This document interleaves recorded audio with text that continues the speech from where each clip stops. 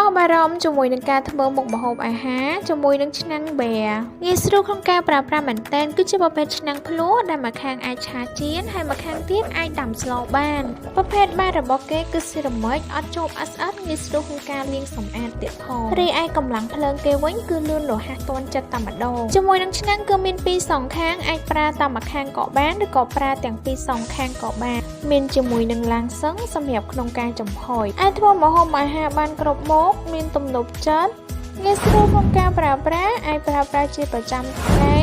ឆាចៀនឬក៏ស្ងោរបំពងញ៉ាំស៊ុបក្នុងការជួបជុំជំនាញជាមួយនឹងមិត្តភ័ក្តិឬក៏ក្រុមគ្រួសារចំណាយពេលវេលាតិចចំណេញច្រើនក្នុងការប្រើប្រាស់ប្រភេទឆ្នាំងដែលចេញពីចង្ក្រានងាយស្រួលក្នុងការប្រើប្រាស់ងាយស្រួលក្នុងការជូតលាងសម្អាតមានជាមួយនឹងឆ្នាំងប៊ែនេះមួយអស់បារម្ភ